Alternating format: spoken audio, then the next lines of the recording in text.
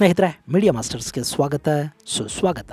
ಗೆಳೆಯರೆ, ಕಾಶ್ಮೀರದ ಬಗ್ಗೆ ಪಾಕಿಸ್ತಾನ ಇಷ್ಟು ದಿನ ಅಂತಾರಾಷ್ಟ್ರೀಯ ವೇದಿಕೆಗಳಲ್ಲಿ ಮಾಡ್ತಾ ಇದ್ದ ಪ್ರೊಪಗಂಡಾಗಳು, ಅವರ ಫಾಲ್ಸ್ ನೆರೇಟಿವ್ಗಳು, ಕಾಶ್ಮೀರದಲ್ಲಿರುವುದು ಮುಸ್ಲಿಮರು, ಹೀಗಾಗಿ ಅವರು ಪಾಕಿಸ್ತಾನವನ್ನು ಸೇರಬಯಸ್ತಾ ಇದ್ದಾರೆ ಅನ್ನೋ ಸುಳ್ಳು ಪ್ರಚಾರಗಳು, ಇವೆಲ್ಲವುಗಳಿಗೆ ಈಗೊಂದು ಬ್ರೇಕ್ ಬೀಳ್ತಾ ಇದೆ. ಪಾಕಿಸ್ತಾನದ ನೆರೇಟಿವ್ಗಳನ್ನು ಕಸದ ಬುಟ್ಟಿಗೆ ಹಾಕೋ ಥರದ ಘಟನೆಗಳು ಆಕ್ರಮಿತ ಕಾಶ್ಮೀರದಲ್ಲಿ ಶುರುವಾಗಿವೆ. ಅಲ್ಲಿ ಪಾಕಿಸ್ತಾನದ ಸೇನೆ ಮತ್ತು ಸರ್ಕಾರದ ವಿರುದ್ಧ ಜನ ನಡೆಸ್ತಾ ಇರೋ ಪ್ರತಿಭಟನೆಗಳು ತೀವ್ರ ಸ್ವರೂಪವನ್ನು ಪಡ್ಕೊಂಡಿವೆ. ಸುಮಾರು 27 ಮಂದಿ ಸಾವಿಗೀಡಾಗಿದ್ದಾರೆ ಅಂತ ಮಾಧ್ಯಮದ ವರದಿಗಳು ಹೇಳ್ತಾ ಇದ್ರೆ, ಈ ಸಂಖ್ಯೆ ತುಂಬಾ ಚಿಕ್ಕದು.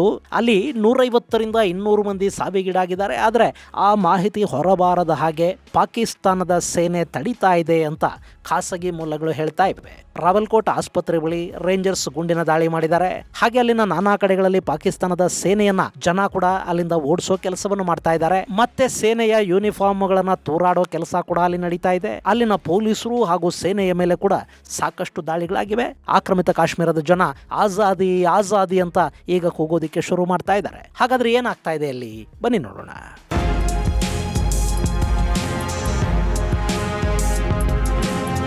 ಗೆಳೆಯರೆ, ಪಾಕಿಸ್ತಾನದ ಪರಿಸ್ಥಿತಿ ಬಗ್ಗೆ ನಿಮಗೆ ಗೊತ್ತಿದೆ. ಒಂದು ಕಡೆ ದೇಶ ಆರ್ಥಿಕವಾಗಿ ಕುಸಿತವನ್ನ ಕಾಣ್ತಾ ಇದೆ. ಅದರಲ್ಲೂ ಇರಾನ್ ಅಮೆರಿಕ ಯುದ್ಧ ಶುರುವಾದ ಮೇಲೆ ತೈಲ ಸಮಸ್ಯೆ ಹೆಚ್ಚಾಗಿದೆ. ಪೆಟ್ರೋಲ್ ಡೀಸೆಲ್ ಬೆಲೆ ಏರಿಕೆ ಆದಂತೆ ಬೇರೆಲ್ಲ ವಸ್ತುಗಳ ಬೆಲೆ ಕೂಡ ಏರಿಕೆ ಆಗ್ತಾ ಇದೆ. IMF ಸಾಲದ ಕಾರಣದಿಂದ ಅವರೊಂದಷ್ಟು ಸಬ್ಸಿಡಿಗಳನ್ನು ನಿಲ್ಲಿಸೋದಕ್ಕೆ ಹೇಳಿದ್ದಾರೆ. ತೆರಿಗೆ ಹೆಚ್ಚು ಮಾಡೋದಕ್ಕೆ IMF ತಿಳಿಸಿದೆ. ಅದೆಲ್ಲವೂ ಅಲ್ಲಿನ ಜನರ ಜೇಬುಗಳ ಮೇಲೆ ಭಾರ ಬೀಳೋ ಹಾಗೆ ಮಾಡ್ತಾ ಇರೋದು ಮಾತ್ರ ಅಲ್ಲ, ದೊಡ್ಡ ಮಟ್ಟದಲ್ಲಿ ಆಕ್ರಮಿತ ಕಾಶ್ಮೀರದ ಜನರನ್ನ ಸಮಸ್ಯೆಗೆ ದೂಡ್ತಾ ಇವೆ. ಇಲ್ಲಿ ಕಾಶ್ಮೀರದ ಒಂದಷ್ಟು ಬಹುಭಾಗವನ್ನ ಆಕ್ರಮಿಸಿಕೊಂಡು ಕೂತಿರೋ ಪಾಕಿಸ್ತಾನ ಅದಕ್ಕೆ ಆಜಾದ್ ಕಾಶ್ಮೀರ ಅನ್ನೋ ಹೆಸರಿಟ್ಟಿದೆ. ಆದ್ರೆ ಅಲ್ಲಿ ಆಜಾದಿನೂ ಇಲ್ಲ, ಅನ್ನ ಹಾಗೂ ಇನ್ನಿತರ ಮೂಲಸೌಕರ್ಯಗಳೂ ಇಲ್ಲ. ಇಷ್ಟು ದಿನ ಅಲ್ಲಿನ ಜನ ಭಾರತದಲ್ಲಿನ ಕಾಶ್ಮೀರವನ್ನು ನೋಡ್ತಾ ಇದ್ರು. ಹೆಚ್ಚು ಕಡಿಮೆ ಎರಡು ಒಂದೇ ತರ ಕಾಣ್ತಾ ಇದ್ವು. ಅಲ್ಲೂ ಪಾಕಿಸ್ತಾನದ ಸೇನೆಯ ಆಡಳಿತ ನಡೆಸ್ತಾ ಇತ್ತು. ಇಲ್ಲಿ ಕೂಡ ಉಗ್ರವಾದವನ್ನ ಮಟ್ಟ ಹಾಕೋದಕ್ಕೆ ಭಾರತದ ಸೇನೆ ಇತ್ತು. ಉಗ್ರವಾದ ನಮ್ಮಲ್ಲಿ ತುಂಬಾ ಇತ್ತು. ದಿನ ಕಲ್ಲು ತೂರಾಟ ನಡೀತಾ ಇತ್ತು. ಹೀಗಾಗಿ ಅಭಿವೃದ್ಧಿ ಅನ್ನೋದು ಅಷ್ಟಷ್ಟರ ಮಟ್ಟಿಗೆ ಇತ್ತು. ಆದ್ರೆ ಈಗ ಆರ್ಟಿಕಲ್ 370 ರದ್ದಾದ ನಂತರ ಭಾರತದ ಕಾಶ್ಮೀರ ಬದಲಾಗ್ತಾ ಇದೆ. ಅಲ್ಲಿ ಸಿನಿಮಾ ಥಿಯೇಟರ್ಗಳು ಕೂಡ ದಶಕಗಳ ನಂತರ ಮತ್ತೆ ತೆರೆಯಲ್ಪಟ್ಟಿವೆ. ಕಲ್ಲು ತೂರಾಟ ನಿಂತಿದೆ. ಆಗಾಗ ಉಗ್ರ ದಾಳಿಗಳಾಗುತ್ತವೆ. ಆದರೂ ಹಿಂದೆ ನಡೀತಿದ್ದಷ್ಟು ದಾಳಿಗಳಿಲ್ಲ. ಉದ್ಯೋಗಾವಕಾಶಗಳು ಸೃಷ್ಟಿಯಾಗಿವೆ. ಜನ ಅಲ್ಲಿಗೆ ಹೋಗೋದು ಹೆಚ್ಚಾಗಿದೆ. ರಸ್ತೆಗಳು ಸರ್ವಋತು ರಸ್ತೆಗಳಾಗಿವೆ. ಸಂಪರ್ಕ ಹೆಚ್ಚಾಗ್ತಾ ಇದೆ. ಕಟ್ಟಕಡೆಯ ಗ್ರಾಮಗಳಿಗೆ ಕೂಡ ಕರೆಂಟ್ ಬಂದಿದೆ. ಇಂಟರ್ನೆಟ್ ಸಿಗುತ್ತೆ. ಶಿಕ್ಷಣ, ವೈದ್ಯಕೀಯ ವ್ಯವಸ್ಥೆಗಳು ಎಲ್ಲ ಆಗಿವೆ. ಇದೆಲ್ಲವನ್ನ ಆಕ್ರಮಿತ ಕಾಶ್ಮೀರದ ಜನ ನೋಡ್ತಾ ಇದ್ದಾರೆ. ಭಾರತದ ಕಾಶ್ಮೀರವನ್ನು ನೋಡಿದಾಗಲೆಲ್ಲ ಅವರಿಗೆ ಪಾಕಿಸ್ತಾನ ತಮ್ಮಿಂದ ಏನೆಲ್ಲ ಕಿತ್ಕೊಂಡಿದೆ ಅನ್ನೋದು ಗೊತ್ತಾಗ್ತಾ ಹೋಗ್ತಾ ಇದೆ. ಇನ್ನು ಅಲ್ಲಿ ಇಷ್ಟು ದಿನ ಆಹಾರ ಪದಾರ್ಥಗಳನ್ನು ಸಬ್ಸಿಡಿ ಬೆಲೆಗೆ ಕೊಡಲಾಗ್ತಾ ಇತ್ತು. ಕಡಿಮೆ ಬೆಲೆಗೆ ಗೋಧಿ ಸಿಗ್ತಾ ಇತ್ತು. ಅಫ್ಕೋರ್ಸ್ ಆಕ್ರಮಿತ ಕಾಶ್ಮೀರದ ಮೂಲಕ ಹರಿಯುವ ನೀರನ್ನು ಬಳಸಿನೇ ಪಂಜಾಬಲ್ಲಿ ಗೋಧಿ ಬೆಳೆಯೋದು. ಡ್ಯಾಮ್ಗಳನ್ನು ಕಟ್ಟಿರೋದು ಆಕ್ರಮಿತ ಕಾಶ್ಮೀರದಲ್ಲಿ. ಕರೆಂಟ್ ಉತ್ಪಾದನೆ ಆಗೋದು ಆಕ್ರಮಿತ ಕಾಶ್ಮೀರದಲ್ಲಿ. ಚೈನಾನ ಸಂಪರ್ಕಿಸುವ ಎಕನಾಮಿಕ್ ಕಾರಿಡಾರ್ ಕೂಡ ಇದೇ ಮಾರ್ಗದಲ್ಲಿ ಹಾದು ಹೋಗುತ್ತೆ. ಇಷ್ಟೆಲ್ಲ ಕೊಡ್ತಾ ಇರೋ ಆಕ್ರಮಿತ ಕಾಶ್ಮೀರಕ್ಕೂ ಏನಾದರೂ ವಾಪಸ್ ಕೊಡಬೇಕಲ್ಲ. ಹಿಂಗಾಗಿ ಅವರಿಗೆ ಗೋಧಿಯನ್ನ ಸಬ್ಸಿಡಿ ಬೆಲೆಯಲ್ಲಿ ಕೊಡಲಾಗ್ತಾ ಇತ್ತು. ಆದರೆ ಕಳೆದ ವರ್ಷದಿಂದ ಅದು ಕೂಡ ನಿಂತು ಹೋಗಿದೆ. ಅಲ್ಲಿ ಬೆಲೆಗಳು ಹೆಚ್ಚಾಗ್ತಾ ಇವೆ. ಉದ್ಯೋಗಾವಕಾಶಗಳಿಲ್ಲ. ಹೆಚ್ಚಾಗ್ತಾ ಇರೋ ಬೆಲೆಗಳನ್ನು ಕೊಟ್ಟು ಖರೀದಿ ಮಾಡೋ ಶಕ್ತಿ ಅಲ್ಲಿನ ಜನಕ್ಕಿಲ್ಲ.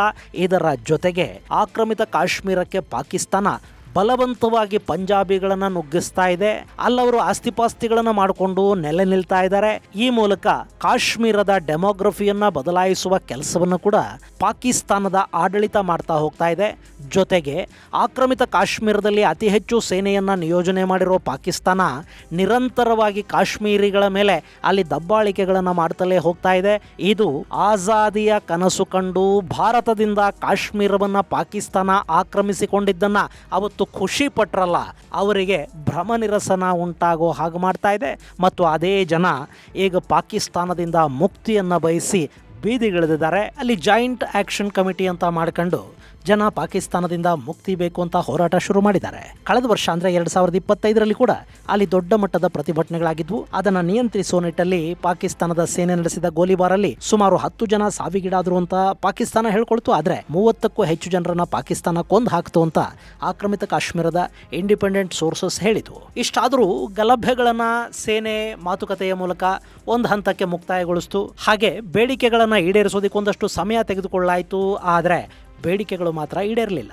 ಹೀಗಾಗಿ ಈಗ ಮತ್ತೆ ಅಲ್ಲಿ ಪ್ರತಿಭಟನೆಗಳು ಶುರುವಾಗಿವೆ. ಇನ್ನು ಈ ಜಾಯಿಂಟ್ ಅವಾಮಿ ಆಕ್ಷನ್ ಕಮಿಟಿ ಅನ್ನೋದು 2023ರಲ್ಲಿ ಶುರುವಾಯಿತು. ಇದರಲ್ಲಿ ಆಕ್ರಮಿತ ಕಾಶ್ಮೀರದ ವರ್ತಕರು, ಶಿಕ್ಷಕರು, ನ್ಯಾಯವಾದಿಗಳು, ಸಾಮಾಜಿಕ ಸಂಘಟನೆಗಳು, ಸಾರಿಗೆ ಸಂಘಟನೆಗಳು, ಕಾರ್ಮಿಕ ಸಂಘಟನೆಗಳು, ಮಾನವ ಹಕ್ಕುಗಳ ಸಂಘಟನೆಗಳು ಸೇರಿ ಒಟ್ಟು 31ಕ್ಕೂ ಹೆಚ್ಚು ವಿವಿಧ ಸಂಘಟನೆಗಳಿವೆ.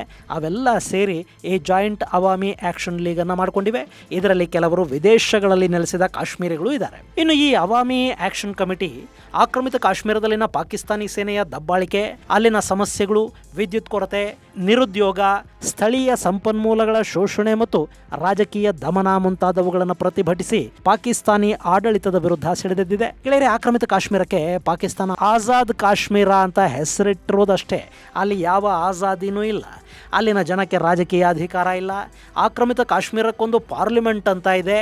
ಅಲ್ಲಿ ಪಾಕಿಸ್ತಾನದ ಸರ್ಕಾರ ಬಯಸಿದ ವ್ಯಕ್ತಿ ಅಥವಾ ಪಾಕಿಸ್ತಾನಿ ಸರ್ಕಾರದ ಕೈಗೊಂಬೆಯೊಂದನ್ನು ಪ್ರಧಾನಿಯನ್ನಾಗಿ ಕೂಡಿಸಲಾಗುತ್ತೆ. ವೋಟಿಂಗ್ ಏನೋ ಆಗುತ್ತೆ, ಆದರೆ ಜನ ಮತ ಹಾಕಿದವರು ಗೆಲ್ಲೋದಿಲ್ಲ. ಸೇನೆ ಯಾರನ್ನ ಬಯಸುತ್ತೋ ಅವರಲ್ಲಿ ಗೆಲ್ತಾರೆ, ಅವರು ಕುರ್ಚಿಯಲ್ಲಿ ಕೂತ್ಕೋತಾರೆ, ಆಡಳಿತವನ್ನು ಇಸ್ಲಾಮಾಬಾದ್ ನಡೆಸುತ್ತೆ. ಇನ್ನು ಅಲ್ಲಿನ ಪಾರ್ಲಿಮೆಂಟ್ಗೆ ಭಾರತದ ಕಾಶ್ಮೀರದಿಂದ ವಲಸೆ ಹೋದ್ರಲ್ಲ ಅಂಥವರಿಗಾಗಿ 12 ಸ್ಥಾನಗಳನ್ನು ಮೀಸಲಿಡಲಾಗಿದೆ. ಆ ನಿರಾಶ್ರಿತರು ಯಾರು ಈ ಆಕ್ರಮಿತ ಕಾಶ್ಮೀರದಲ್ಲಿ ವಾಸ ಮಾಡ್ತಾ ಇಲ್ಲ. ಅವರೆಲ್ಲ ಪಾಕಿಸ್ತಾನದಲ್ಲಿ ಕೂತಿದ್ದಾರೆ. ಅವರೇ ನಾಮನಿರ್ದೇಶನಗೊಳ್ತಾರೆ. ಅವರಿಂದ ಆಕ್ರಮಿತ ಕಾಶ್ಮೀರದ ಭಾಗಕ್ಕೆ, ಈ ಕಾಶ್ಮೀರದ ಸ್ವಾತಂತ್ರ್ಯಕ್ಕೆ, ಇವರ ಹಕ್ಕುಗಳನ್ನು ಪಡ್ಕೊಳ್ಳೋದಕ್ಕೆ, ಇವರಿಗೆ ಬೇಕಾದ ಮೂಲ ಸೌಲಭ್ಯಗಳಿಗೆ ಆಗೋ ಉಪಯೋಗ ಏನೂ ಇಲ್ಲ. ಹೀಗಾಗಿ ಆ 12 ಸ್ಥಾನಗಳನ್ನು ರದ್ದು ಮಾಡಬೇಕು ಅಂತ ಆಕ್ಷನ್ ಕಮಿಟಿ ತುಂಬ ವರ್ಷಗಳಿಂದ ಆಗ್ರಹಿಸ್ತಾ ಬರ್ತಾ ಇದೆ. ಇನ್ನು ಆಕ್ರಮಿತ ಕಾಶ್ಮೀರದ ಭಾಗದಲ್ಲಿನ ನಾಗರಿಕ ಹಕ್ಕುಗಳು ಹಾಗೂ ಸಬ್ಸಿಡಿಗಳ ಬಗ್ಗೆ ಪಾಕಿಸ್ತಾನದ ಸರ್ಕಾರ ಕೊಟ್ಟಿದ್ದ ಆಶ್ವಾಸನೆಗಳನ್ನು ಈಡೇರಿಸ್ತಾ ಇಲ್ಲ ಅನ್ನೋದು ಅವರ ಮತ್ತೊಂದು ಆರೋಪ. ಅಲ್ಲಿನ ಪರಿಸ್ಥಿತಿ ಹೇಗಿದೆ ಅಂದರೆ, ಪಾಕಿಸ್ತಾನಕ್ಕೆ ಬೇಕಾದ ವಿದ್ಯುತ್ತನ್ನು ಉತ್ಪಾದಿಸೋದು ಈ ಆಕ್ರಮಿತ ಕಾಶ್ಮೀರದ ಭಾಗದಲ್ಲಿ. ಆದರೆ ಈ ನೆಲಾನೇ ಯಾವಾಗಲೂ ಕತ್ತಲಲ್ಲಿರುತ್ತೆ. ಅಲ್ಲಿ ವಿದ್ಯುತ್ ಸಂಪರ್ಕ ಸರಿಯಾಗಿಲ್ಲ. ಹೀಗಾಗಿ ನಮ್ಮ ಸಂಪನ್ಮೂಲಗಳನ್ನು ಶೋಷಣೆ ಮಾಡ್ತಾ ಇದ್ದೀರಿ, ಅದರಿಂದ ನಮಗೆ ಸಿಗಬೇಕಾದ ಸೌಲಭ್ಯಗಳೇ ಸಿಗುತ್ತಿಲ್ಲ ಅನ್ನೋದು ಆಕ್ರಮಿತ ಕಾಶ್ಮೀರದ ಜನರ ವಾದ. ಹೀಗೆ ಇಲ್ಲಿನ ಜನ ಪ್ರತಿಭಟನೆಗಳನ್ನು ಮಾಡ್ತಾ ಇದ್ರೆ ಮತ್ತೆ ಪಾಕಿಸ್ತಾನದ ಸೇನೆ ಪ್ರತಿಭಟನಾಕಾರರ ಮೇಲೆ ಗುಂಡಿನ ದಾಳಿ ನಡೆದಿದೆ. ಅಲ್ಲಿನ ಅವಾಮಿ ಆಕ್ಷನ್ ಕಮಿಟಿ ಮೇಲೆ ನಿಷೇಧವನ್ನು ಹೇರಲಾಗಿದೆ. ಹಾಗೆ ಅಲ್ಲಿನ ಒಂದಷ್ಟು ನಾಯಕರನ್ನು ಬಂಧಿಸಲಾಗಿದೆ. ಇದರ ಪರಿಣಾಮ ಜನ ಪಾಕಿಸ್ತಾನದ ರೇಂಜರ್ಗಳ ಮೇಲೆ ದಾಳಿಗಳನ್ನು ಮಾಡ್ತಾ ಇದ್ದಾರೆ.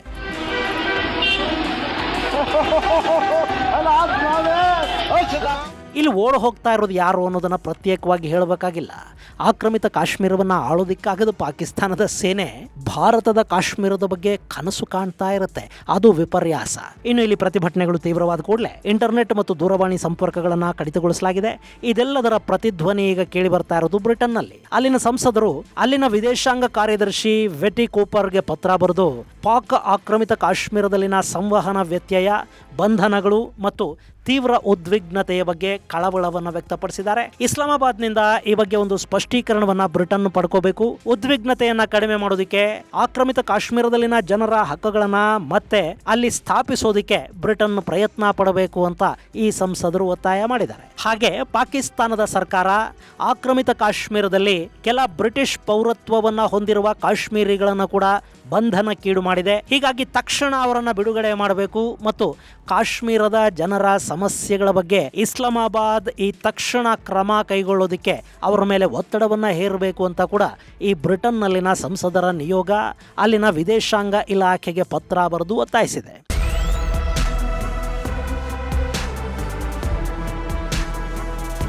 ಇನ್ನು ಭಾರತ ಕೂಡ ಆಕ್ರಮಿತ ಕಾಶ್ಮೀರದಲ್ಲಿ ನಡೀತಿರೋ ಈ ದೌರ್ಜನ್ಯವನ್ನ, ಪಾಕಿಸ್ತಾನಿ ಸೇನೆಯ ಅಮಾನುಷ ಗುಂಡಿನ ದಾಳಿಯನ್ನ ತೀವ್ರವಾಗಿ ಖಂಡಿಸಿದೆ. ಅಲ್ಲಿ ನಿರಪರಾಧಿ ನಾಗರಿಕರ ಮೇಲೆ ಪಾಕ್ ಪಡೆಗಳು ದೌರ್ಜನ್ಯ ನಡೆಸ್ತಾ ಇರೋ ವರದಿಗಳನ್ನು ನೋಡಿದ್ದೀವಿ. ಇದು ಪಾಕಿಸ್ತಾನದ ದಮನಕಾರಿ ನೀತಿಯ ಸ್ವಾಭಾವಿಕ ಪರಿಣಾಮ.